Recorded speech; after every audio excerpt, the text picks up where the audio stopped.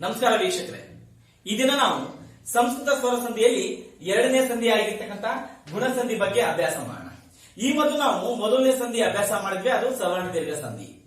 ಸವರ್ಣ ದೀರ್ಘ ಸಂಧಿಯಲ್ಲಿ ಏನಾಗುತ್ತೆ ಅಂತ ಹೇಳಿದ್ರೆ, ಅಲ್ಲಿ ಒಂದೇ ಜಾತಿಯ ಸ್ವರಗಳು ಬಂದು ಸಂಧಿಯಾಗುವಾಗ ಅದೇ ಜಾತಿಯ ದೀರ್ಘಾಕ್ಷರ ಆದೇಶವಾಗಿ ಬರ್ತಾ ಇತ್ತು, ಅದು ಸವರ್ಣ ದೀರ್ಘ ಸಂಧಿ ಅಂದ್ರೆ.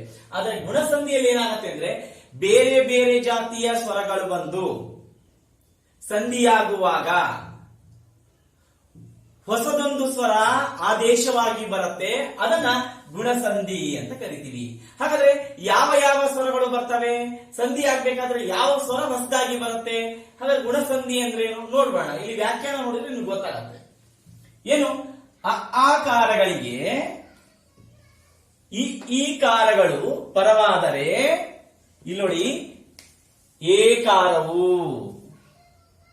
ಆಕಾರಗಳಿಗೆ ಈ ಕಾರಗಳು ಪರವಾದ್ರೆ ಏಕಾರ ಬರುತ್ತೆ.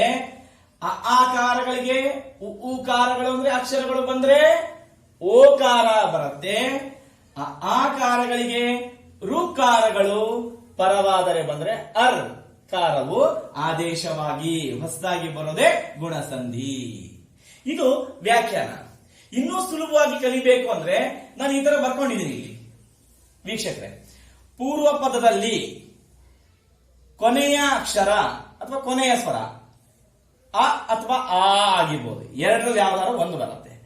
ಉತ್ತರ ಪದದಲ್ಲಿ ಈದಲ್ಲಿ ಇವೆರಡರಲ್ಲಿ ಯಾವ್ದಾರ ಒಂದು ಬಂದ್ರೆ ನಡೆಯುತ್ತೆ. ಅವೆರಡೂ ಹೋಗಿ ಸಂಧಿಯಾಗುವಾಗ ಏ ಅಂತಕ್ಕಂಥ ಸ್ವರ ಹೊಸದಾಗಿ ಬರಬೇಕು. ಅದೇ ರೀತಿ ಪೂರ್ವ ಪದದ ಕೊನೆಯಲ್ಲಿ ಅ ಇವೆರಡರಲ್ಲಿ ಯಾವ್ದಾರ ಒಂದು ಬಂದು ಉ ಇವೆರಡರಲ್ಲಿ ಯಾವ್ದಾರ ಒಂದು ಬಂದ್ರೆ, ಮೊದಲನೇ ಅಕ್ಷರವಾಗಿ ಒಂದು ಬಂದ್ರೆ, ಅವೆರಡರ ಸ್ಥಾನದಲ್ಲಿ ಅಂದ್ರೆ ಅವೆರಡೂ ಹೋಗಿ ಸಂಧಿ ಮಾಡಬೇಕಾದ್ರೆ ಏನಾಗ್ಬೇಕು? ಓ ಅಂತಕ್ಕಂತಹ ಸ್ವರ ಹೊಸದಾಗಿ ಬರಬೇಕು. ಇನ್ನೊಂದು ನಿಯಮ ಇದೆ. ಪೂರ್ವ ಪದದ ಕೊನೆಯಲ್ಲಿ ಅ ಅಥವಾ ಆಕಾರ ಬಂದು ಉತ್ತರ ಪದದ ಮೊದಲಲ್ಲಿ ರು ಅಂತಕ್ಕಂತಹ ಕಾರವು ಅಕ್ಷರವು ಬಂದರೆ ಸಂಧಿ ಆಗ್ಬೇಕಾದ್ರೆ ಅರ್ಕಾರ ಅಂತಕ್ಕಂಥದ್ದು ಹೊಸದಾಗಿ ಬರುತ್ತೆ. ಇದು ಇದರ ನಿಯಮ. ಬಹಳ ಮುಖ್ಯವಾಗಿ ಗಮನಿಸಬೇಕಾಗಿರ್ತಕ್ಕಂಥದ್ದು, ಪೂರ್ವ ಪದದಲ್ಲಿ ಅ ಅಥವಾ ಆ ಯಾವ್ದಾರು ಒಂದು ಬರ್ಬೋದು. ಬಹಳ ನೋಡಿ ವೀಕ್ಷಕರೇ, ಪೂರ್ವ ಪದದಲ್ಲಿ ಅ ಅಥವಾ ಆನೇ ಬರಬೇಕು, ಇನ್ಯಾವುದು ಬರೋ ಹಾಗಿಲ್ಲ.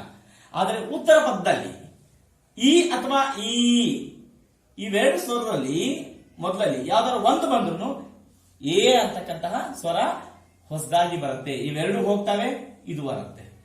ಅದೇ ರೀತಿಯಲ್ಲಿ ಆ ಹಾಗೆ ಇರುತ್ತೆ. ಆ ಅಥವಾ ಪೂರ್ವ ಪದದಲ್ಲಿ ಆ ಅಥವಾ ಆ ಇವೆರಡರಲ್ಲಿ ಯಾವ್ದಾರ ಒಂದು ಹಾಗೆ ಇರುತ್ತೆ, ಅದೇ ಬರುತ್ತೆ. ಇಲ್ಲಿ ಉ ಅಥವಾ ಊ ಬಂದು ಅವೆರಡೂ ಹೋಗಿ ಸಂಧಿ ಆಗ್ಬೇಕಾದ್ರೆ ಓ ಅಂತಕ್ಕಂಥದ್ದು ಸ್ವರ ಆದೇಶವಾಗಿ ಬರುತ್ತೆ. ಅದೇ ರೀತಿಯಲ್ಲಿ ಆ ಕಾರಗಳಿಗೆ ಋಕಾರಗಳು ಬಂದ್ರೆ ಅರ್ಕಾರವು ಆದೇಶವಾಗಿ ಬರುತ್ತೆ ಅಂತ ಹೇಳ್ತಾರೆ. ಬನ್ನಿ ಉದಾಹರಣೆ ಸಮೇತ ನೋಡ್ಬಿಟ್ರೆ ನಮಗೆ ಬಹಳ ಸುಲಭ ಆಗುತ್ತೆ ಅನ್ಕೊಂಡಿದ್ದೀನಿ. ನಾನು ಇಲ್ಲಿ ದೇವೇಂದ್ರ ಅಂತಕ್ಕಂಥ ಒಂದು ಪದ ತಗೋತೀನಿ. ದೇವೇಂದ್ರ ಇದನ್ನ ಬಿಡಿಸಿ ಬರೆದಾಗ ಏನಾಗುತ್ತೆ? ದೇವ ಪ್ಲಸ್ ಇಂದ್ರ ಅಂತ ಬಿಡಿಸ್ಕೊಳ್ತೀವಿ. ದೇವ ಪ್ಲಸ್ ಇಂದ್ರ. ಇದು ಪೂರ್ವ ಪದ, ಇದು ಉತ್ತರ ಪದ. ಇಲ್ಲಿ ನೋಡಿ, ಪೂರ್ವ ಪದದ ಕೊನೆಯ ಅಕ್ಷರ ಅಥವಾ ಸ್ವರ ಏನ್ ಬರಬೇಕು ಅಂತ ಹೇಳಿದ್ವಿ. ಯಾವಾಗ್ಲೂ ಯಾವುದೇ ಪದ ತಗೊಳ್ಳಿ, ಉದಾಹರಣೆ ನೀವು ಆನೆ ಅಥವಾ ಆ ಎರಡರಲ್ಲಿ ಯಾವ್ದಾರ ಒಂದು ಬರುತ್ತೆ. ದೇವ ಆ ಬಂತು, ಸ್ವರ ಏನ್ ಬಂತು ನೋಡಿ. ದೇವ ವ ಅಂದಾಗ ಆ ಬಂತು. ಸಂಧಾರ ಬರ್ಬೋದು, ದೊಡ್ಡದಾರ ಬರ್ಬೋದು. ಇಲ್ಲಿ ದೀರ್ಘಾಕ್ಷರ ಬಂದಿಲ್ಲ, ಅದಕ್ಕೋಸ್ಕರ ಏನ್ ಮಾಡಿದೆ, ಆ ಋಸು ಸ್ವರ ಬರ್ಕೊಂಡೆ. ಇಲ್ಲಿ ಉತ್ತರ ಪದದಲ್ಲಿ ಏನಿದೆ, ಯಾವ ಅಕ್ಷರ ಇರ್ತೋ ಅದೇ ಇಟ್ಕೋಬೇಕು. ಈ ಇದೆ, ಅದನ್ನೇ ಇಟ್ಕೊಂಡೆ. ಇಲ್ಲಿ ವ್ಯಾಖ್ಯಾನ ಹೇಳುತ್ತೆ, ಆಕಾರಗಳಿಗೆ ಈ ಕಾರಗಳು ಪರವಾದರೆ, ಇಲ್ಲಿ ನೋಡಿ, ಎರಡರಲ್ಲಿ ಯಾವ್ದಾರ ಒಂದರಲ್ಲಿ ಇವೆರಡರಲ್ಲಿ ಯಾವ್ದಾರ ಒಂದು ಬಂದಾಗ ಯಾವುದು ಬರಬೇಕು ಹೊಸದಾಗಿ? ಇವೆರಡು ಹೋಗಿ ಅಥವಾ ಇವೆರಡರ ಜಾಗದಲ್ಲಿ ಎ ಅಂತಕ್ಕಂಥ ಸ್ವರಾಕ್ಷರ ಬರಬೇಕು. ಹೇಗಾಗತ್ತೆ ನೋಡಿ, ದೇವ ಪ್ಲಸ್ ಇಂದ್ರ ಏನಾಗತ್ತೆ? ದೇವೇಂದ್ರ.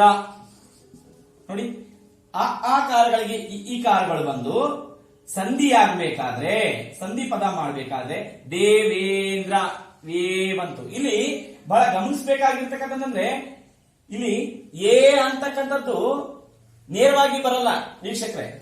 ಸ್ವರ ಇಲ್ಲಿ ವಾ ಒಳಗಡೆ ನೋಡಿ, ವಾ ಪ್ಲಸ್ ಎ ದೀರ್ಘಾಕ್ಷರ ಬಂದಿದೆ. ಇಲ್ಲಿ ಎ ಅಂತಕ್ಕಂಥದ್ದು ವೇ ಆಗಿದೆ. ಈ ಎ ಅಂತಕ್ಕಂಥದ್ದು ವೇ ಒಳಗೆ ಬಂದು ಸೇರ್ಕೊಳ್ಳುತ್ತೆ. ಅರ್ಥ ಆಯ್ತು ಅನ್ಕೊಂಡೆ. ಹಾಗೆ ಈ ಬಂದಾಗ ಎ ಅಂತಕ್ಕಂಥದ್ದು. ಇನ್ನೊಂದು ಉದಾಹರಣೆ ನೋಡೋಣ.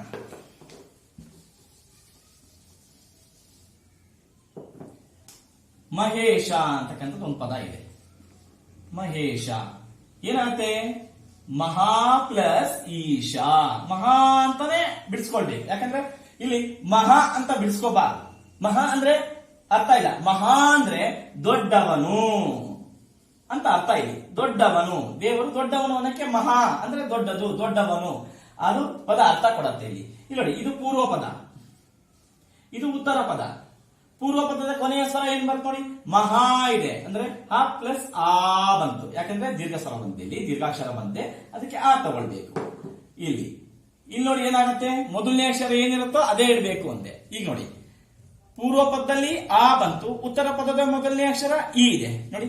ಹಾಗೆ ಇವೆರಡರಲ್ಲಿ ಯಾವ್ದಾರ ಒಂದು ಬರ್ಬೇಕು ಅನ್ಕೊಂಡೆ. ಇಲ್ಲಿ ದೊಡ್ಡ ಆನೆ ಬಂತೆ. ಇವೆರಡರಲ್ಲಿ ಯಾವ್ದಾರ ಒಂದು ಬರ್ಬೇಕು ಅನ್ಕೊಂಡೆ. ಈನಲ್ಲಿ ಇಲ್ಲಿ ದೊಡ್ಡ ಈನೇ ಬಂದಿದೆ, ಯಾವ್ದಾರ ಬರ್ಬೋದು.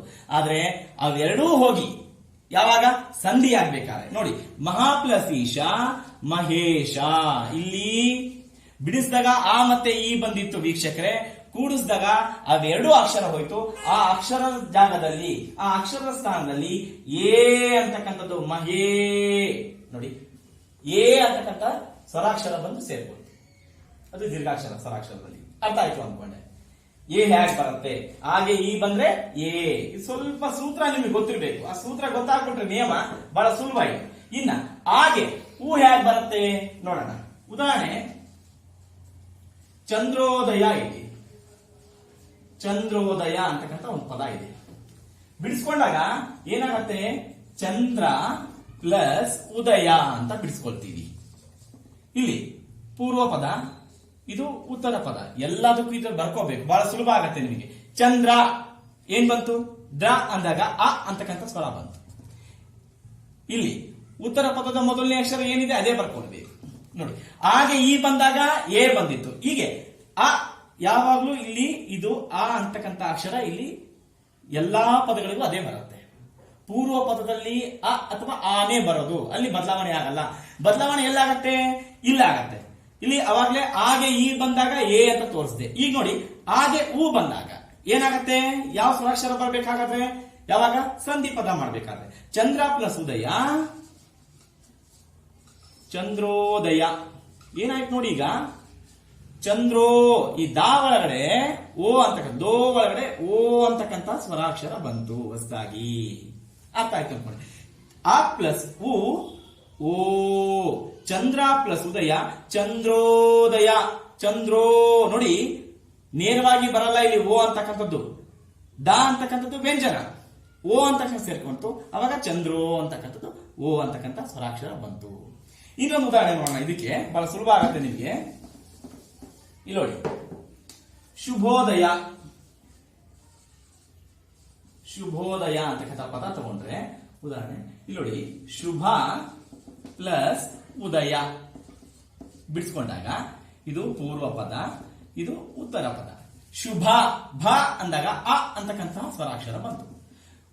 ಇಲ್ಲಿ ಮೊದಲನೇ ಅಕ್ಷರ ಏನಿದೆ ಅದೇ ತಗೋಬೇಕು ನೋಡಿ. ಹಾಗೆ ಹೂ ಬಂದ್ರೆ ಏನ್ ಹೇಳಿದೆ, ಆ ಕಾರಗಳಿಗೆ ಉಕಾರಗಳು ಯಾವ್ದಾರು ಒಂದು ಬಂದ್ರು ಏನ್ ಹೇಳಿದೆ, ಓ ಅಂತಕ್ಕಂಥ ಸ್ವರಾಕ್ಷರ ಬರಬೇಕು. ಶುಭ ಪ್ಲಸ್ ಉದಯ ಸಂಧಿ ಮಾಡಿಕೊಂಡಾಗ ಶುಭೋದಯ.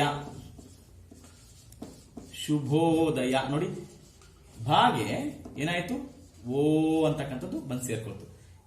ಇವೆರಡು ಹೋಗಿ ಬಿಡಿಸಿದಾಗ ಎರಡು ಸ್ವರಾಕ್ಷರಗಳು ಬರ್ತವೆ. ಅದು ಒಂದೇ ಜಾತಿದಲ್ಲ, ಬೇರೆ ಬೇರೆ ಜಾತಿಯ ಅ ಮತ್ತೆ ಉ ಬಂದಾಗ ಓ ಅಂತಕ್ಕಂಥದ್ದು ಸ್ವರಾಕ್ಷರ ಬರಬೇಕು. ಇವೆರಡರ ಹೋಗಿ ಇವೆರಡರ ಜಾಗದಲ್ಲಿ ಇವೆರಡೂ ಸ್ವರಾಕ್ಷರಗಳು ಹೋಗಿ ಸಂಧಿ ಪದ ಮಾಡಬೇಕಾದ್ರೆ ಓ ಅಂತಕ್ಕಂಥ ಸ್ವರಾಕ್ಷರ ಬರುತ್ತೆ. ಇದು ಅರ್ಥ ಆಯ್ತು ಅನ್ಕೊಂಡ್ರೆ. ಇನ್ನ ರು ಹೇಗಾಗತ್ತೆ ನೋಡಿ. ಇಲ್ಲಿ ಹೇಗೆ ರು ಹೇಗಾಗತ್ತೆ ಅಂತ ನೋಡೋಣ.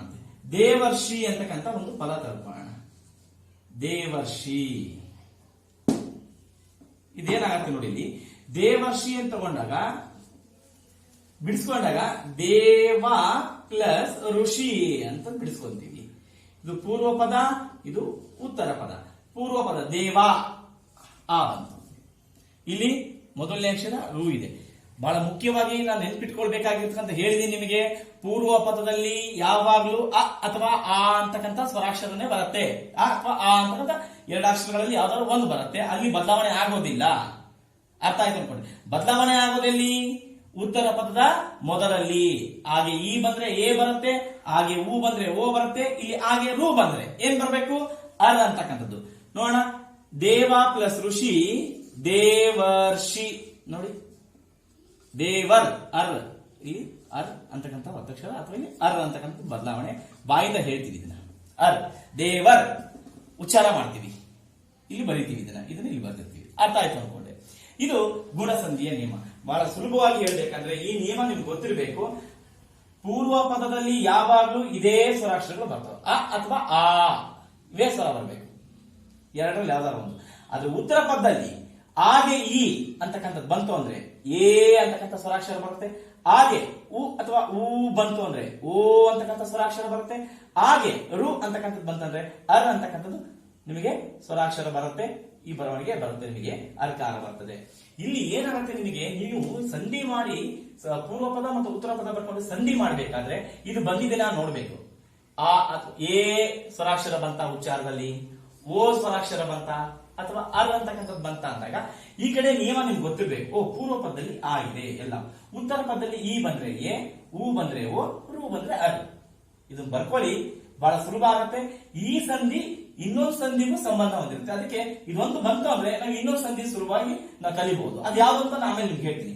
ಇಷ್ಟೇ ಅಲ್ಲ, ಇನ್ನೊಂದು ಕೆಲವು ಉದಾಹರಣೆ ನೋಡೋಣ, ನಿಮ್ಗೆ ಬಹಳ ಗೊತ್ತಾಗತ್ತೆ, ಬಹಳ ಬೇಗ ಅರ್ಥ ಆಗುತ್ತೆ ಅನ್ಕೊಂಡಿದ್ದೀನಿ. ಬನ್ನಿ ಉದಾಹರಣೆ ನೋಡೋಣ. ಹಾಗಾದ್ರೆ ಇನ್ ಕೆಲವು ಉದಾಹರಣೆ ನೋಡೋದು ನಿಮಗೆ ಬಹಳ ಸುಲಭ ಆಗುತ್ತೆ ಅನ್ಕೊಂಡಿದ್ದೀನಿ. ಇಲ್ಲಿ ನೋಡಿ, ಸುರೇಂದ್ರ ಅಂತಕ್ಕಂಥ ಪದ ಇದೆ. ಆ ಸುರೇಂದ್ರದಲ್ಲಿ ಬಿಡಿಸಿದಾಗ ಇಲ್ಲಿ ಪೂರ್ವ ಪದ ಉತ್ತರ ಪದ ಎಲ್ಲದಕ್ಕೂ ಹೀಗೆ ಬರ್ಕೊಂಡಿದ್ದೀನಿ ನಾನು. ಸುರ ಪ್ಲಸ್ ಇಂದ್ರ. ಸುರ ಅಂದಾಗ ಆ ಪೂರ್ವ ಪದದ ಕೊನೆಯ ಸ್ವರ ಅಥವಾ ಅಕ್ಷರದಲ್ಲಿ ಸ್ವರ ಬರುತ್ತೆ. ಉತ್ತರ ಪದದ ಮೊದಲನೇ ಅಕ್ಷರ ಏನಿರುತ್ತೋ ಅದೇ ಇತ್ತು. ಹಾಗೆ ಈ ಬಂತು ನೋಡಿ, ಸುರ ಪ್ಲಸ್ ಇಂದ್ರ. ಆ ಕಾರಕ್ಕೆ ಈ ಕಾರ ಪರವಾದ್ರೆ ಏಕಾರ ಸುರೇಂದ್ರ. ನೋಡಿ, ಸುರೇಂದ್ರ ಉಚ್ಚಾರ ಮಾಡ್ಬೇಕಾದ್ರೆ ಏ ಸ್ವರಾಕ್ಷರ ದೀರ್ಘ ಸ್ವರ ಬರ್ತದೆ, ದೀರ್ಘ ಸ್ವರ ಏ ಅಂತಕ್ಕಂಥದ್ದು. ಇನ್ನೊಂದು ಮಾಡೋಣ, ಗಣ ಪ್ಲಸ್ ಈಶ ಬಿಡಿಸ್ಕೊಂಡಾಗ ನೋಡಿ, ಗಣೇಶ ಗಣ ಪ್ಲಸ್ ಈಶ. ಇದು ಪೂರ್ವ ಪದ ಉತ್ತರ ಪದ. ಪೂರ್ವ ಪದ ಕೊನೆಯ ಅಕ್ಷರ ಏನ್ ಬಂತು? ಆ. ಉತ್ತರ ಪದದ ಮೊದಲನೇ ಅಕ್ಷರ ಇದೆ ಈ ಇದೆ. ಆಕೆ ಈ ಬಂದಾಗ ಸಣ್ಣದಾಗಿರ್ಬೋದು, ದೊಡ್ಡ ಅಕ್ಷರ ಆಗಿರ್ಬೋದು. ನೋಡಿ, ಏ ಅಂತಾನೆ ಬರುತ್ತೆ. ಗಣೇ ನೋಡಿ, ಏ ಸ್ವರಾಕ್ಷರ ಬಂತು ಅನ್ಕೊಂಡೆ. ಇದು ಅರ್ಥ ಆಯ್ತು ಅನ್ಕೊಂಡೆ. ಇನ್ನ ಊಗೆ ರಾಜ್ಯೋತ್ಸವ ಅಂತಕ್ಕಂಥದ್ದು ಒಂದು ಪದ ಇದೆ. ಬಿಡಿಸ್ಕೊಂಡಾಗ ರಾಜ್ಯ ಪ್ಲಸ್ ಉತ್ಸವ. ರಾಜ್ಯ ಆ ಬಂತು, ಪೂರ್ವ ಪದ ಕೊನೆಯ ಅಕ್ಷರ. ಉತ್ತರ ಪದದ ಮೊದಲನೇ ಅಕ್ಷರ ಊ ಇದೆ. ಹಾಗೆ ಊ ಬಂದ್ರೆ ಏನಂತ ಹೇಳಿದೆ ನಿಮ್ಗೆ? ಓ ಬರ್ಬೇಕು. ನೋಡಿ, ರಾಜ್ಯೋತ್ಸವ. ನಾನು ಹೇಳ್ತಾ ಇದ್ದೀನಿ ಪದೇ ಪದೇ, ಓ ಅಂತಕ್ಕಂಥದ್ದು ನೇರವಾಗಿ ಬರಲ್ಲ ವೀಕ್ಷಕರೇ. ಜ ಒಳಗೆ ರಾಜ್ಯೋ ಅಂತಕ್ಕಂಥದ್ದು ಸ್ವರ ಅಲ್ಲಿ ಸೇರ್ಕೊಂಡಿದೆ. ಜ ಅಂತಕ್ಕಂಥದ್ದು ವ್ಯಂಜನ, ಓ ಅಂತಕ್ಕಂಥದ್ದು ಸ್ವರ ಸೇರ್ಕೊಂಡಾಗ ರಾಜ್ಯೋ ಅಂತಕ್ಕಂಥದ್ದು ನಮಗೆ ಉಚ್ಚಾರದಲ್ಲಿ ಬರುತ್ತೆ. ಬಹಳ ಗಮನಿಸಬೇಕಾಗಿರ್ತಕ್ಕಂಥದ್ದು. ಇನ್ನೊಂದು ಉದಾಹರಣೆ, ದೇವರ್ಷಿ ಇದೆ. ನಾವಾಗಿ ತೋರಿಸಿದೆ ನಿಮಗೆ. ದೇವ ಪ್ಲಸ್ ಋಷಿ ಅಂತ ಬರ್ಕೊಂಡೆ. ದೇವ ಪ್ಲಸ್ ಆಕೆ ರು ಬಂತು, ಕೂಡಿಸಿದಾಗ ಏನಾಗುತ್ತೆ? ದೇವರ್. ನೋಡಿ, ಹೇಳ್ಬೇಕಾದ್ರೆ ಉಚ್ಚಾರ ಮಾಡ್ಬೇಕಾದ್ರೆ ಅರ್ ಅಂತ ಹೇಳಿ ಉಚ್ಚಾರ ಮಾಡ್ತೀವಿ, ಬರವಣಿಗೆಯಲ್ಲಿ ಇದು ಬರುತ್ತೆ, ದೇವರ್ಷಿ ಅರ್ಕಾವತ್ ಬರುತ್ತೆ. ಅರ್ಥ ಆಯ್ತು ಅನ್ಕೊಂಡೆ. ಇದು ಗುಣಸಂಧಿಯೇ, ನಿಮ್ಗೆ ಅರ್ಥ ಆಗಿರ್ಬೇಕು ಅನ್ಕೊಂಡಿದೀನಿ. ಏನಿಲ್ಲ ಇದರಲ್ಲಿ. ಆಕಾರಗಳಿಗೆ ಈ ಕಾರಗಳು ಬಂದಾಗ ಏಕಾರ, ಆಕೆ ಉಕಾರಗಳು ಬಂದಾಗ ಓಕಾರ, ಅದೇ ಆಕಾರಗಳಿಗೆ ರುಕಾರಗಳು ಆದೇಶವಾಗಿ ಬಂದಾಗ, ಆ ರುಕಾರಗಳು ಬಂದಾಗ ಏನ್ ಬರುತ್ತೆ? ಅರ್ಕಾರ ಅಂತಕ್ಕಂಥದ್ದು ಆದೇಶವಾಗಿ ಬರುತ್ತೆ. ಬದಲಾವಣೆ ಆಗ್ತಕ್ಕಂಥದ್ದು ಉತ್ತರ ಪದದ ಮೊದಲನೇ ಅಕ್ಷರ. ಪೂರ್ವ ಪದದಲ್ಲಿ ಹೇಳಿದ ನಿಮಗೆ ಅ ಆ ಇವೆರಡೇ ಅಕ್ಷರಗಳು ಇರ್ತವೆ. ಇದು ಅರ್ಥ ಆಯ್ತು ಅನ್ಕೊಂಡ್ವಿ. ಇನ್ನು ನಾವು ಮುಂದಿನ ಸಂಧಿ ಅಭ್ಯಾಸ ಮಾಡೋಣ.